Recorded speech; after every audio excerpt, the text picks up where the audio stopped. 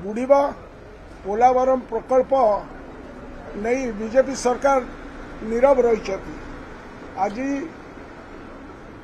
विधानसभा रे आगत मुलतवी प्रस्ताव पर आलोचना करने जो मना करागला अत्यंत दुखदायक एवं एथिपाई बीजेपी सरकार जो नीरव रही से अत्यंत आश्चर्यजनक।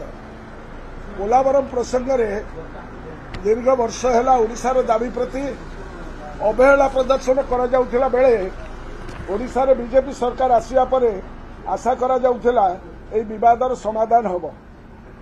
कारण 21 लोकसभा आसन 20 रे बीजेपी विजयी होईची। उभय केंद्र और राज्य रे बीजेपी सरकार एवं आंध्र रे तांकर सहयोगी सरकार। तेणु ओडिशार न्यायसंगत दाबी प्रति केंद्र रे बीजेपी सरकार सहानुभूतिशील होबो, समस्यार समाधान करिबो। किंतु दुर्भाग्यर विषय केंद्र सरकार संपूर्ण नीरवता अवलंबन करने संगे संगे ओडिशार कटा घारे चून लगेला भली कार्यक्रम करिसेंती। पोलावरम प्रकल्पर पानी को आंध्र रायलसीमा अंचल को नेबा सह सेठारे जलसेचन पर योजना करा जायछि एवं प्राथमिक भाव में एठी 80,000 कोटी टका आंध्र व्यय करियो बोली जणा पड़िछि।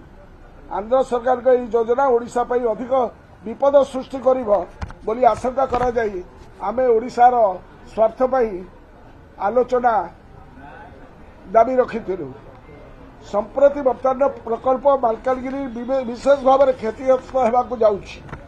आश्चर्यजनक भाव में राज्य सरकार नीरवता अवलंबन करुचंती।